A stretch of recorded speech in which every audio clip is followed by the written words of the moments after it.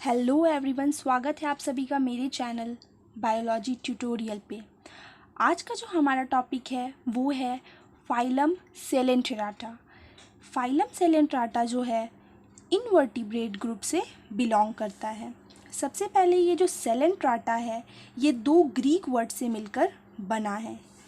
कॉइलोस it means hollow, एंटेरॉन means गट और intestine it means कि ये हॉलो बॉडी कैविटी इनमें होती है, यानी कि इनकी बॉडी का जो सेंट्रल पार्ट है वो बिल्कुल हॉलो खोखला होता है, जिसे गैस्ट्रोवैस्कुलर कैविटी भी हम कहते हैं। तो इसी से इनका नाम पड़ा सेलेंटेराटा, हॉलो गट।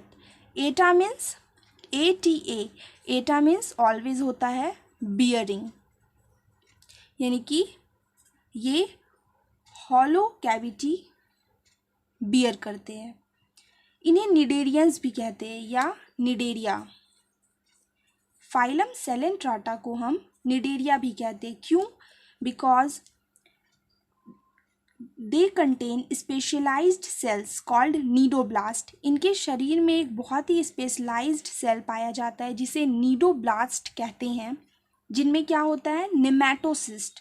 निमैटोसिस्ट इनमें पाया जाता है नीडोब्लास्ट सेल्स में, जो कि ऑफेंस डिफेंस में या फूड कैप्चर करने में इनमें हेल्प करता है। आइए इनके जनरल कैरेक्टर्स को हम देखते हैं। All aquatic, some fresh water, mostly marine, यानी कि ये सिर्फ और सिर्फ पानी में पाए जाते हैं। कुछ ऐसे एनिमल्स हैं जो कि फ्रेश वाटर इट मीन्स कि पॉन्ड, लेक या रिवर में पाए जाएंगे, और ये ज़्यादातर मरीन होते हैं, इट मीन्स कि खारे पानी यानी कि समुद्र में पाए जाते हैं।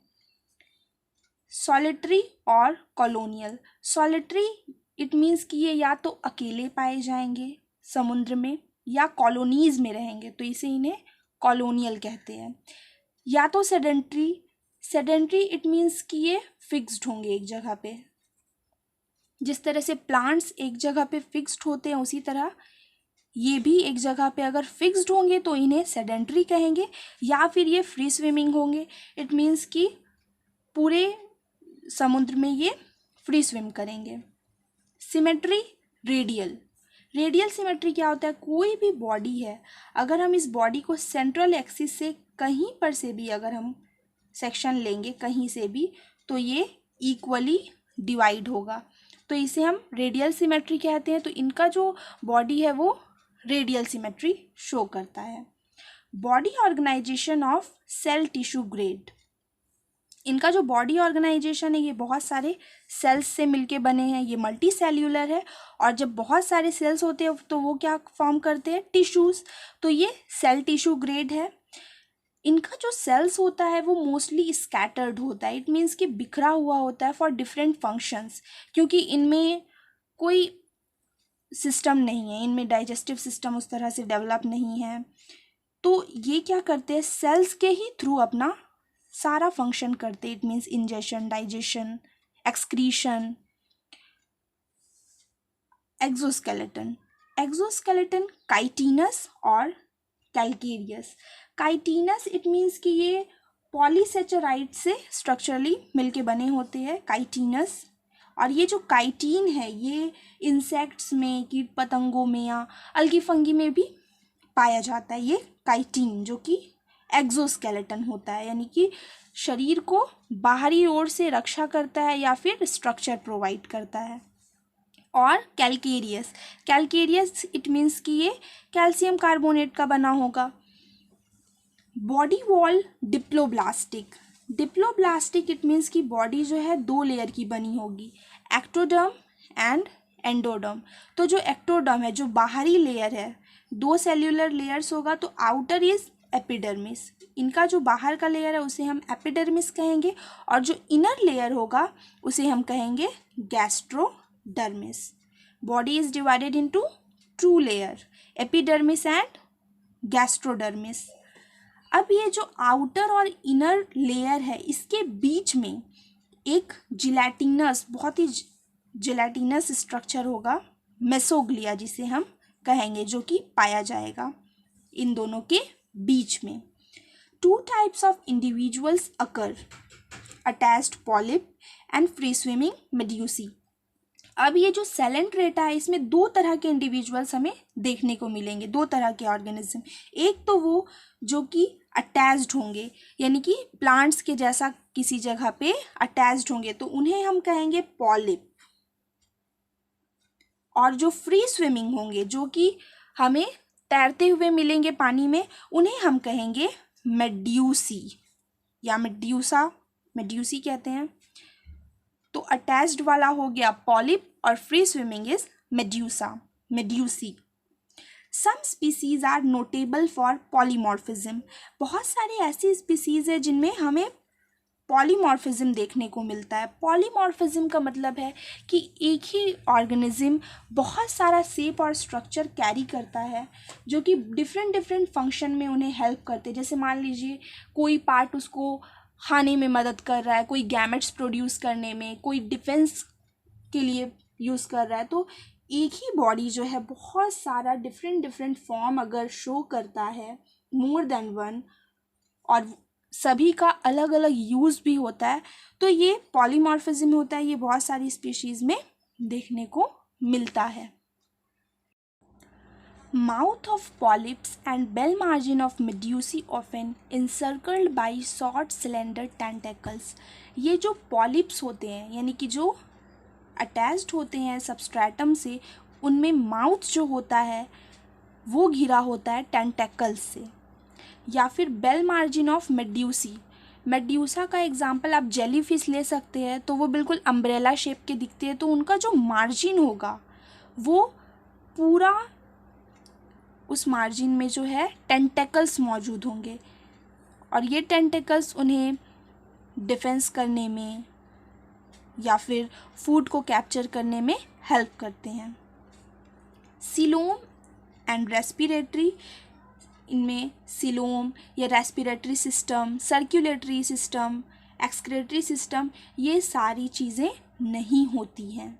यानी कि सांस लेने के लिए उन्हें लंग्स वगैरह उनके पास नहीं है, तो वो सेल्यूलर रेस्पिरेशन करेंगे। इट मीन्स सेल के थ्रू डायरेक्ट अपना ऑक्सीजन कंज्यूम करेंगे। सर्कुलेटरी सिस्टम नहीं है, एक्सक्रेटरी सिस्टम नहीं है, इट मीन्स कि इनमें एनस नहीं होगा। अ सिंगल इंटरनल कैविटी, एकमात्र कैविटी है लाइंड विथ गैस्ट्रोडर्मिस। हमें पता है कि इनर वाला जो लेयर होता है उसे गैस्ट्रोडर्मिस कहते हैं। तो ये जो इंटरनल कैविटी है इसे हम कहेंगे गैस्ट्रोवेस्क्युलर कैविटी, जिसे सिलेंट्रॉन भी कहते हैं। इसीलिए हमारे इस फाइलम का नाम पड़ा है सेलेंट्राटा। इनटू विच माउथ ओपन्स, तो ये जो कैविटी है इसी कैविटी में माउथ ओपन होगा और इसमें एनस जो होता है एब्सेंट होता है। तो एनस अगर एब्सेंट है तो वो अपना एक्सक्रीशन कहाँ से, बॉडी के किसी भी पार्ट से अपना कर देंगे या माउथ से ही। Digestion intracellular, intracellular it means कि इनसाइड द सेल, सेल के अंदर, यानी कि साइटोप्लाज्म में डाइजेशन होगा, यानी कि मॉलिक्यूल्स का ब्रेक डाउन होगा साइटोप्लाज्म के अंदर। या फिर एक्स्ट्रा सेल्यूलर इट मीन्स कि आउटसाइड द सेल। वन और both body layers with peculiar stinging cell organelles, जो हमारी 2 बॉडी लेयर्स हैं इनमें, इन दोनों लेयर में पेक्यूलियर इट मीन्स कि ये बहुत ही अलग सा कैरेक्टर है जो कि सिर्फ और सिर्फ सेलेंट्रेटा में ही पाया जाता है। स्टिंगिंग सेल इट मीन्स कि डंक मारने के लिए, दूसरों को, दूसरे ऑर्गेनिज्म से रक्षा करने के लिए सेल ऑर्गेनल्स, जिसे हम नेमैटोसिस्ट कहते हैं। नेमैटोसिस्ट इनमें प्रेजेंट होगा, जो कि क्या क्या काम करेगा, एडहेशन, यानी कि किसी चीज़ को चिपकाने में, जैसे फूड है तो फूड कैप्चरिंग करने में, एडहेशन में। Offence and defence it means कि दूसरे ऑर्गेनिज्म से रक्षा करने के लिए ये नेमैटोसिस्ट हेल्प करता है। और ये मतलब पॉइजन भी प्रोड्यूस करते हैं लिटिल अमाउंट में, जिससे क्या होगा कि दूसरा जो ऑर्गेनिज्म होगा वो थोड़े देर के लिए बेहोश या पैरालाइज्ड हो जाएगा, जिससे वो आसानी से उस ऑर्गेनिज्म को ग्रैब कर लेंगे। Nervous system is primitive, central nervous system absent. इनमें नर्वस सिस्टम कहीं ना कहीं थोड़ा बहुत देखा गया डाउट स्टेज में, ये भी डाउटेडली है। नर्वस सिस्टम बहुत ही प्रिमिटिव, इनकी बहुत ही मामूली सा, बहुत ही। सेंट्रल नर्वस सिस्टम एब्सेंट, हमें पता है सेंट्रल नर्वस सिस्टम में ब्रेन आता है, तो इनमें तो ब्रेन नहीं होता है। सेंसरी ऑर्गन फॉर्म ओसीली, इनमें जो सेंसरी ऑर्गन्स है वो ओसीली है और स्टैटोसिस्ट है। तो ये जो ओसीली होता है ये एक आई स्पॉट होता है जो कि फोटो रिसेप्टर का काम करेगा, और स्टैटोसिस्ट ये बहुत ही छोटा ऑर्गन है जो कि बैलेंसिंग में हेल्प करता है, बॉडी को बैलेंस करने में।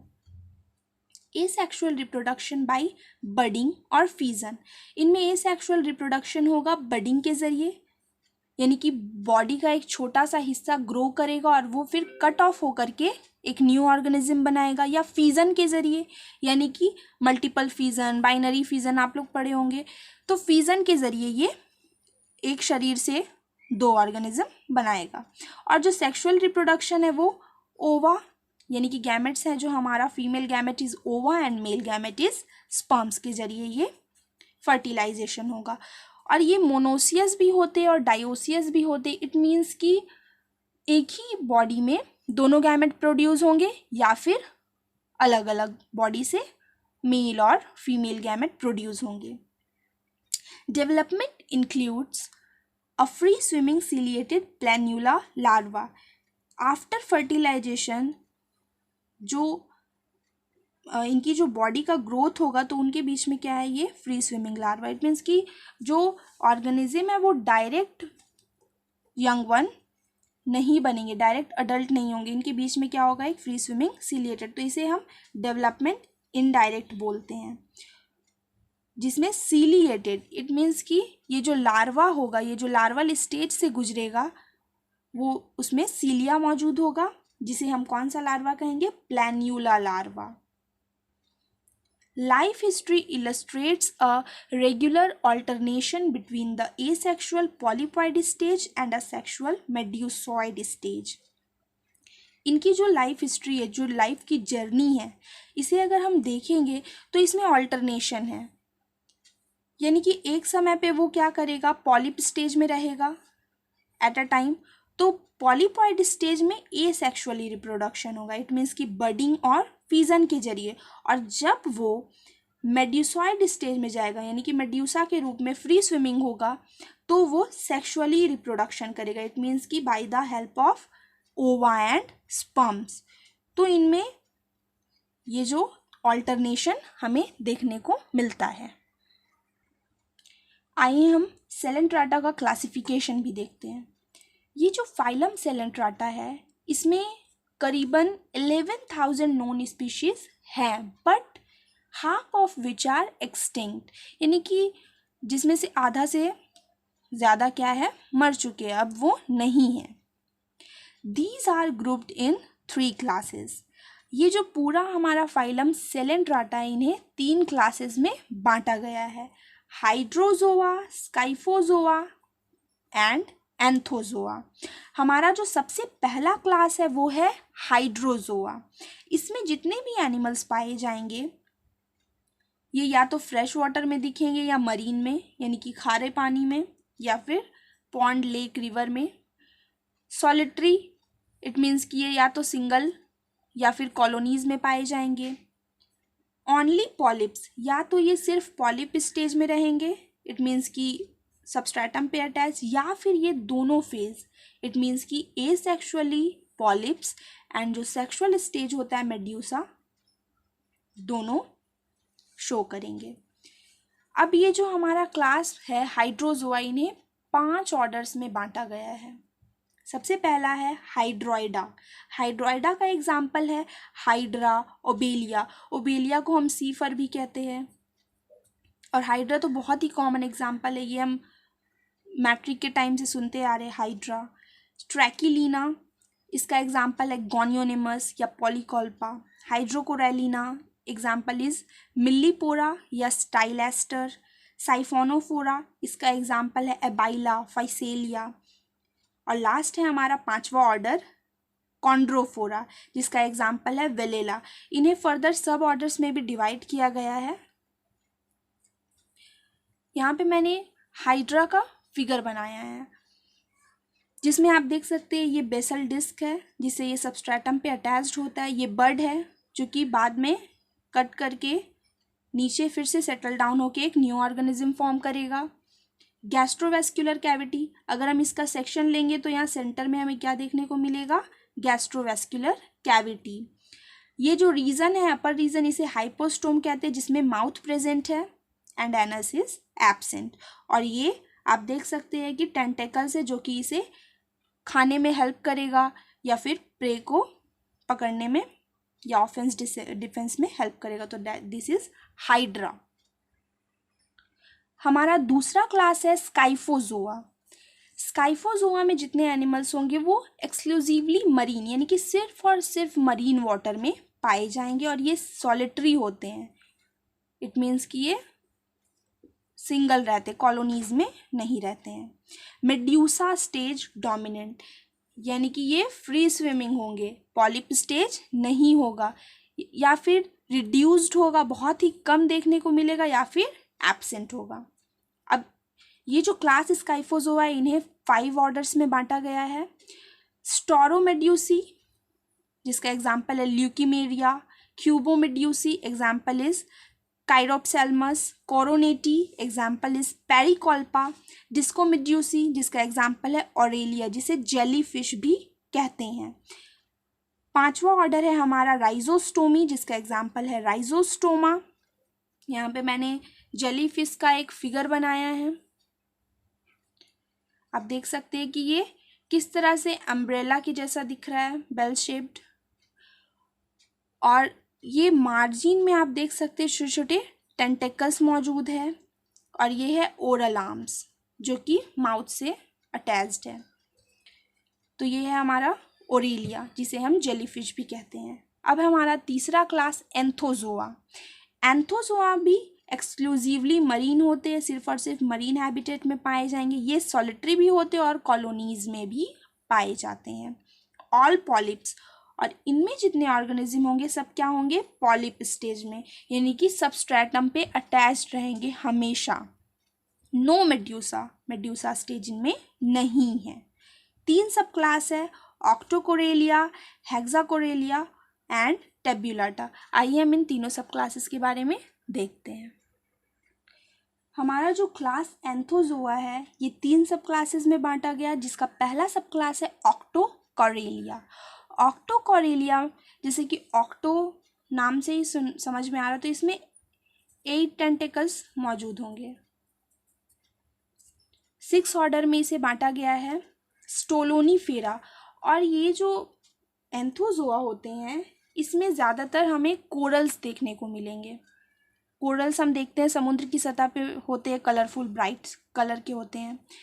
तो इन्हें 6 ऑर्डर में बांटा गया है सब क्लास 1 को।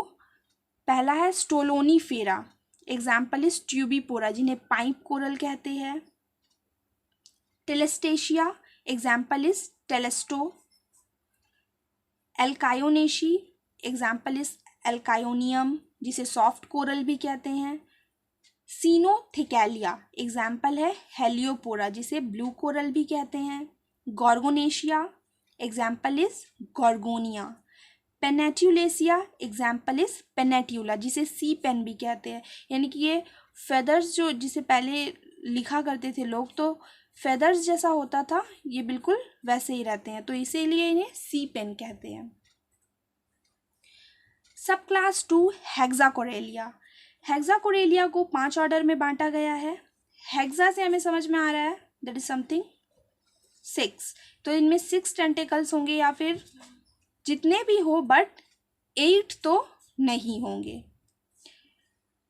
5 ऑर्डर है इनका। ज़ोएंथीडिया, एग्जाम्पल इज ज़ोएंथस। एक्टिनिएरिया, एग्जाम्पल है सी एनिमोन्स। सी एनिमोन्स का एक एग्जाम्पल हो गया हमारा Metridium. Ceriantharia, example is Cerianthus. Antipatharia, example is Antipathes. Black corals, और मैड्रिपोरेरिया, इनमें जितने कोरल्स होते हैं इन्हें ट्रू कोरल्स कहते हैं क्योंकि ये स्टोनी होते हैं। एग्जाम्पल हो गया हमारा मैड्रिपोरा। तीसरा सब क्लास है हमारा टेब्यूलाटा। टेब्यूलाटा का एग्जाम्पल हो गया फेवोसाइट्स या हेलिसाइट्स।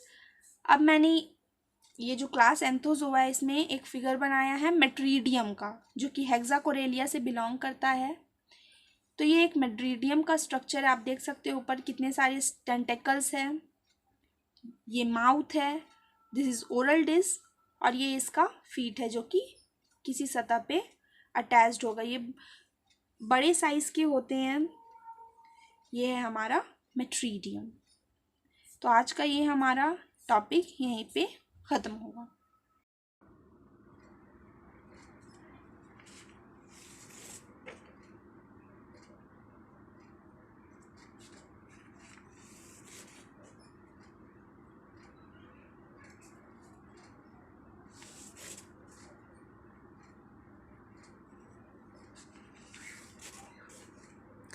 तो दोस्तों ये है हमारा आज का वीडियो। अगर आपको ये मेरा वीडियो हेल्पफुल लगा हो, पसंद आया हो, तो मेरे वीडियो को लाइक ज़रूर कीजिएगा। और हाँ, मेरे चैनल को सब्सक्राइब करना मत भूलिएगा ताकि मेरे आगे के जितने भी वीडियोज़ हैं वो आपको जल्द से जल्द अवेलेबल हो जाए। Thank you so much.